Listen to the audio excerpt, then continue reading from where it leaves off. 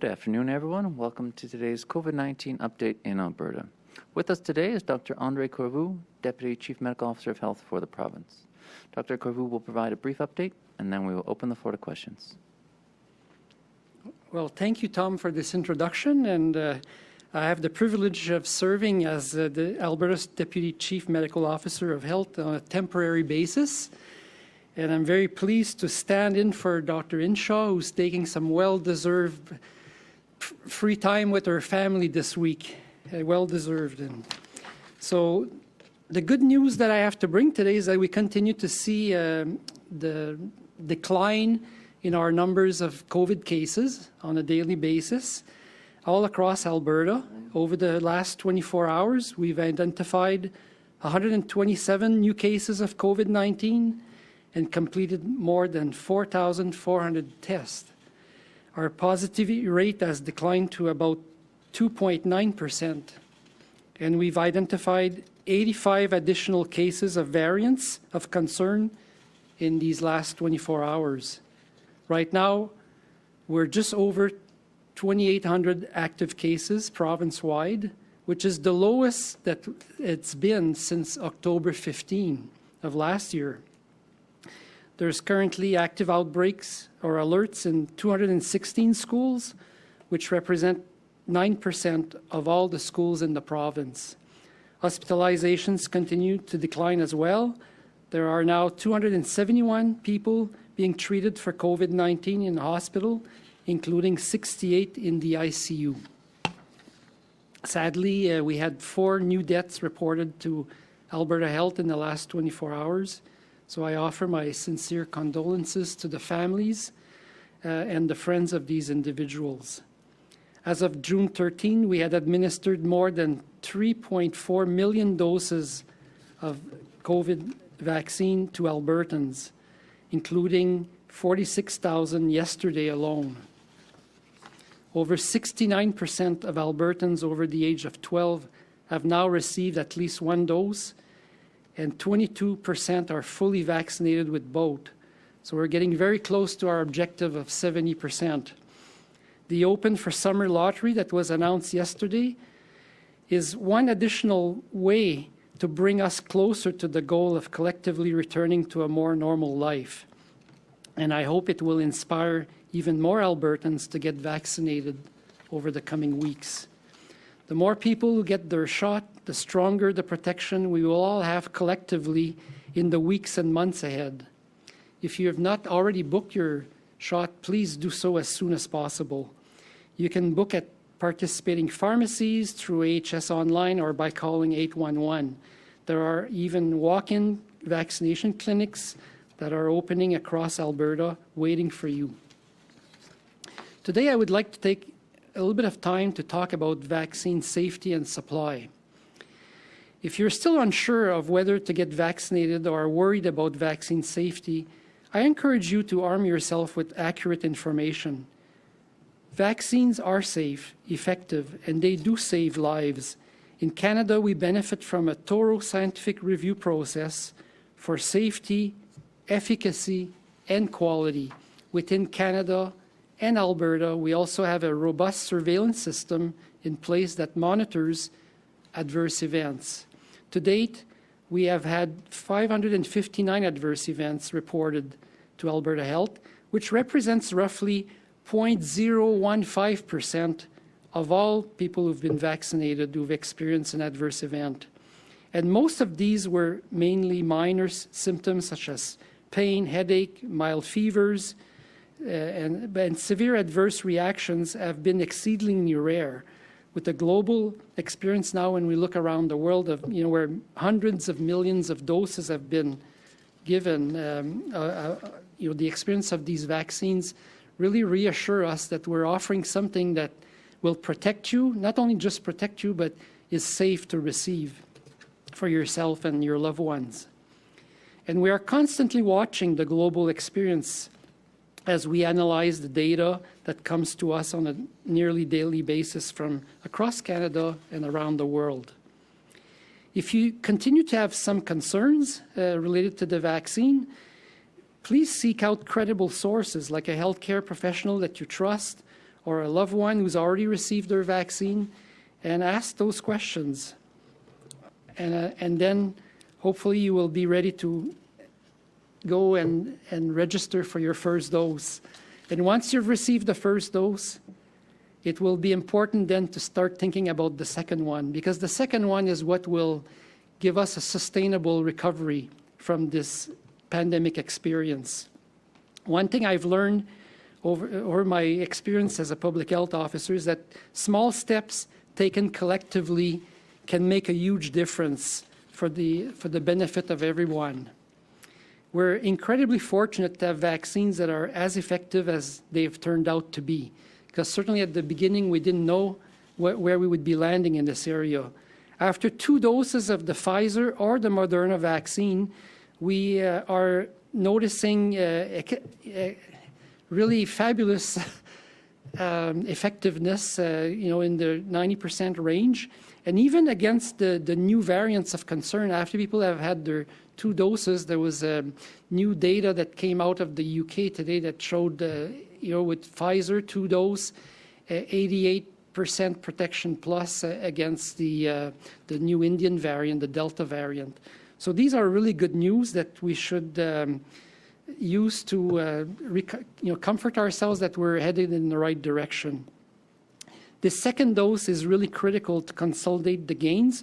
So we are hoping to maintain the momentum, and we're working really hard to find ways to accelerate access to the second doses to all Albertans so that we get to our goal as soon as possible. I know also that some Albertans who've received the Moderna or the Pfizer vaccine for their first dose have been wondering whether it matters which type of mRNA vaccine they receive as a second dose. Both Pfizer and Moderna use the same mRNA technology, and they're considered now to be interchangeable. Even though there's not a lot of solid evidence in this regard with regard to those particular 2 vaccines, we in public health have a lot of experience interchanging vaccines made by different companies, with regard to, sometimes when one vaccine is no longer available, there's a shortage, we've substituted a lot of the childhood vaccines, the hepatitis vaccines, so we have a lot of experience. And recently, the National Advisory Committee on Immunization has stated that regardless of which vaccine you receive for your first dose, it is safe to receive a different one for your second one. So whichever vaccine you receive, be confident that you're receiving great protection in a safe way against the virus.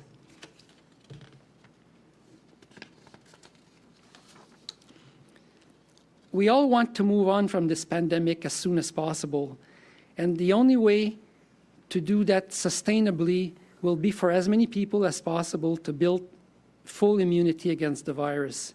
Vaccines have that power to eradicate disease, but only if we work together to put them to good use. In the meantime, please keep safe, follow the rules, and protect each other for just a little while longer, because we're very close. Thank you very much, and I'll be happy to take questions from everyone. All right, we'll now open the floor to questions. We'll start in the room here. Hello, Lauren Boothby with Edmonton Journal here. I'm just wondering if you can talk about the Delta variant in Alberta. It looks like we've had about double the amount of cases in a week. Are we concerned about it growing, or are we more thinking it's going to be staying confined to that outbreak in Calgary or staying in Calgary? Well, we are certainly very concerned about the Delta variant and where it might go. It has shown itself to be a lot more transmissible than the other, even the other variants that we've experienced to date. But I think the good news is one, like I mentioned today from the UK data, is that the vaccine, when people have received 2 doses, is still very effective. The other thing is, as our numbers decrease, the overall, a more transmissible variant will normally or naturally become predominant just by default, because it spreads more easily within households or in the certain types of setting among non-immunized people. Really, at this point, we're staying focused on not only the number of people who are getting their first and second dose, but our declining numbers. We're watching and certainly trying to do all we can still with the public health measures in place to contain it in the Calgary area. We are still confident that our strategy is aimed in the right way to get as many Albertans immunized as possible as soon as possible. Lauren, is there a follow-up question? Yeah, a number of health organizations and jurisdictions have talked about COVID being airborne, but I haven't heard anything about that from Alberta Health. Do we know that it's airborne, and how does that knowledge put any potential reopening at risk or make different activities more risky because it's being spread through the air? Can you just talk about what we do know on this? Well, I think that there is certainly some evidence that the COVID virus can be airborne, but we don't still have a lot of evidence that it's a major form of transmission. I think when we observe the large outbreaks that we see in different settings, it's usually where people are congregating in large crowds or in close family gatherings where there's a lot of people that are close together. And so it's not like we're ruling out the possibility. It's just that it still doesn't seem to be a major form of transmission. And it's something that we continue to watch. All right, we'll go to the phone now. Operator, could you put through our second caller, please? Kevin Nimick, CTV. Hi, Dr. Corriveau. What's your advice for travel within Alberta right now? Well, we still are recommending until we move to phase 3 to limit your travel to what you feel is necessary. We I think certainly if you have to travel and you're following the public health advice, that it's certainly getting increasingly safe to do so, but we're still asking people to abide by the current measures just a couple more weeks longer, if possible, because this is where we need to be. Kevin, is there a follow-up question? Yeah, you said to limit your travel to what you feel is necessary, but what does that actually mean? Like, for example, is it advisable for me to go for an overnight stay in Banff this weekend? I would think, if you, we're just still suggesting that people, minimize their unnecessary travel. But if there's a reason why you want to go to Banff, I think it's quite appropriate if you're following the public health measures, and abiding by the rules with regard to masking and the limits that have been placed in restaurants and other types of activities. Operator, could you put through the next caller, please? Jenna Freeman, Global TV. Hi there. Thanks for taking my question. Just wondering, is there any other benchmark other than that 70% that's being considered as we approach stage 3 possibly becoming more of a reality? And what is it? Well, we're certainly, in the benchmarks, we had included also, the level of disease activity overall and, the hospitalization rates. So, but certainly the main one is the immunization rate because we know it works and we know it's going to have a major impact. Jenna, is there a follow-up question? No, thank you. Operator, could you put through the next caller, please? The next question comes from Dylan Short, Post Media. Hi there. My question is in regards to that 70% as well. There's been a few healthcare professionals, as well as I believe your counterpart there, Dr. Tam at the national level, who have I guess issued warnings about the Delta variant, saying maybe we have to be even higher and get up more second doses before lifting public health restrictions, or we risk a fourth wave. I'm curious, what does the provincial data show in terms of a fourth wave if we don't wait for more second doses to be administered? Yeah, so we're starting to do some work on on modeling, and really the key is how quickly we will be able to get the second dose completed in as many people as possible over the coming month. So there's a huge difference in terms of whether we can avoid completely a fourth wave. Or to what extent we might experience a fourth wave in the early fall. It will really depend on how many people by then have achieved their second dose. I think even last summer there certainly appears to be some seasonality to COVID-19. Last summer, even without vaccine available, we saw large reductions in transmission of the virus and the rate of illness. So right now, the circumstances, we have the vaccine on top of that, and we think we can achieve our goal of avoiding a significant fourth wave by reaching high levels of second dose in people who've received their first dose. Dylan, is there a follow-up question? Yeah, given that the latest information available shows that the second dose is much more effective against these variants of concerns, especially the Delta one. Is there any discussion at this time of moving up the availability for individuals that got their first dose in May? We saw that initially for people in April, that date was moved up by a few days. Are we looking at moving up that date from that June 28th, I believe, was the initial day when people could who got their first shot in May? Yeah, absolutely. I have already mentioned that briefly, but we are looking at the arrivals. We received the information that we will get an increased allocation of Moderna vaccine in the next couple of weeks. So we're doing the math right now to be able to speed up the access to a second dose as much as we possibly can. And we hope to be able to make an announcement later this week about when that will occur. Operator, could you put through the next caller, please? Brianna Carson-Smith, Global News. Hi, Doctor. Thanks for taking my question. I'm wondering what the uptake of second doses has been so far. Are you seeing it match the number of people who are wanting that first dose? Are they actually returning for their second? Well, we've already achieved over 22% of people who've already received their second dose.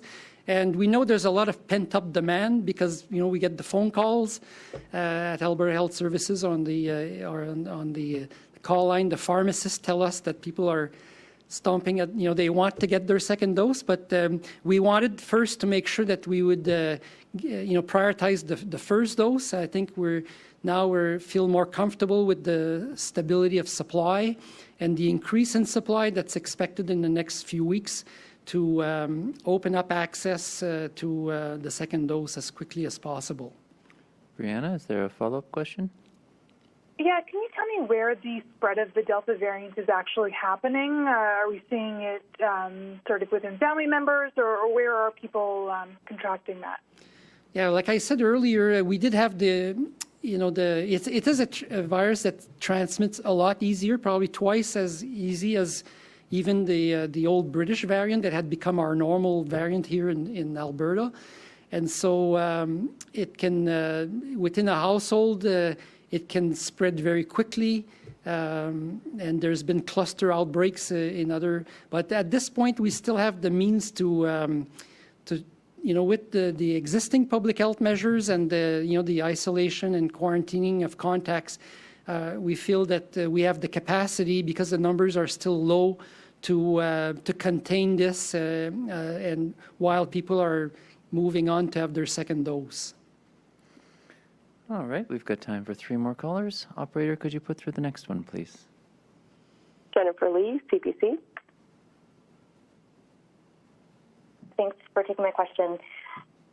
We've spoken with a scientist who's modeled the Delta variant and is predicting that it could take over as Alberta's dominant strain by the end of June, that it is kind of quietly sparking a fourth wave as the overall case counts go down, similar to what we saw with B117. So I guess I'm wondering, you kind of touched on modeling earlier, but specifically, what does Alberta Health's internal modeling show about when Delta will take over as the predominant strain? And can you give us a sense of how many daily cases of this Delta variant you guys are projecting by, let's say, early July, mid-July, late July? Could you give us a sense of that, please? Yeah, I don't think we've done that modeling yet. It's work that's in progress, so we can certainly provide some of that assessment at a later, maybe media availability this perhaps Thursday or early next week. I can't tell you for sure, but I just want to say again, I want to repeat the fact that because this variant is a lot more transmissible than the ones that we have experience with at this point, as our numbers decrease, it's likely that it will become dominant. But if the numbers are really low, then it's not as big of an issue. Even though it is if it becomes dominant, if we're only seeing 10, 25 cases a day, that's quite different than when we're seeing 25,000, 2,500 cases a day. So it's really we have to take that into context as well. I heard one of my provincial colleagues was mentioning that they're seeing mostly the Delta variant, but if you only have if you're a small province and you only have a few cases, then it's not as big of a deal than if you have you're in the middle of a big wave. Jennifer, is there a follow-up question? Yeah, thank you. Calgary appears to be have the lion's share of the Delta variant cases. Do we have a sense of why that is? What some of the reasons for that might be, and what's your level of concern about what's happening with that transmission in Calgary right now?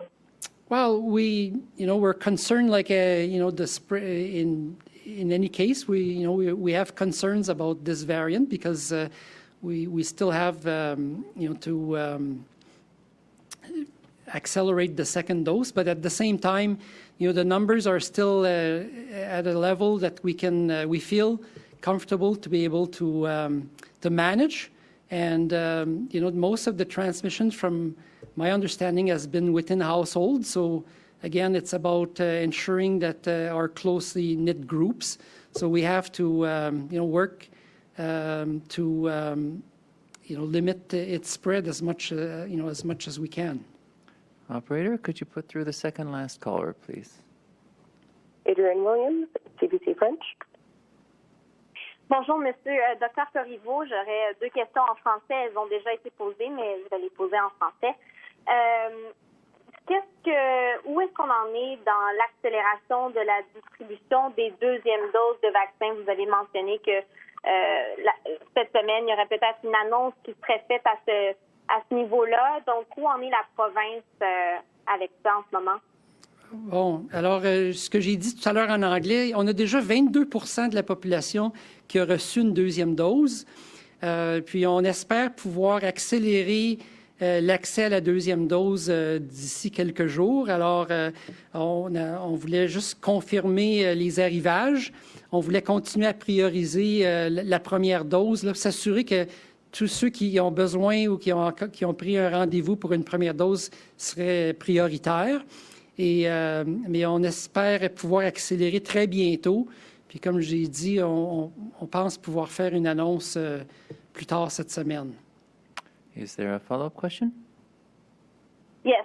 Est-ce que c'est réaliste de dire qu'on va pouvoir éviter une quatrième vague à l'automne, surtout en considérant la présence de variants comme le variant Delta en Alberta?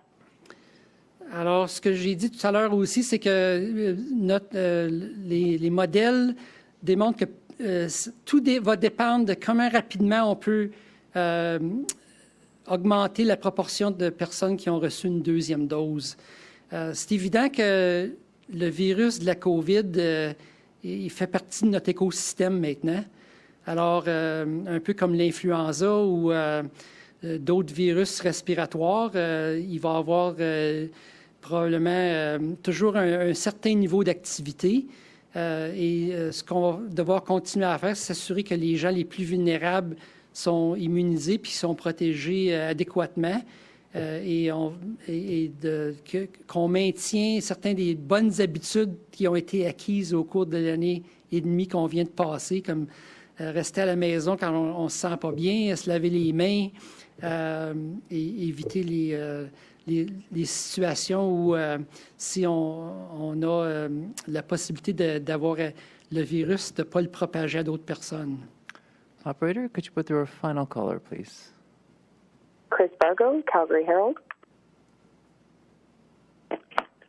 Hi, Doctor. I'm wondering if you can elaborate a little bit with regards to Phase 3 and what, or if any, restrictions will be in place for businesses once the Phase 3 is introduced. In other words, will there still be any kind of requirements for social distancing within fitness studios, or will restaurants still expected to have some tables be left empty, or are all of those restrictions going to be removed? If you can provide any clarity on that, it would be helpful. Well, I don't have all the details, but I think the main focus, I think the key message in Phase 3 is that we want to put some responsibility back on Albertans. So the mandatory measures with regard to masking and distancing are going to be removed. So but there's, like I was just mentioning in French, some of those good habits that we have acquired over the past year and a half, are still important to maintain in terms of, don't go to a public event or even to work if you're not feeling well. Observe respiratory etiquette. If you're in we expect that some settings where there's a lot of high-risk people, it might still be appropriate to continue wearing a mask if you're visiting an elder in a long-term care facility, because we know vaccines are, a little bit less effective in that, frail elderly. There's certain things that will need to continue, but we don't plan to mandate it anymore. We are, wanting people to look at what is reasonable to continue doing and what we can, and how much of the regular life we can continue, resume for ourselves collectively. Chris, is there a follow-up question? Yeah, sorry, but just to be clear here, will there be industry-specific rules or regulations that will be required at that time, such as, for instance, empty tables within restaurants, or is that going to be removed entirely? I don't remember. I don't think so. We can follow up with you offline, Chris. Andre Corvu does not have that answer readily available. Thank you all for joining us. Dr. Corvu will provide another update later this week. Have a safe evening.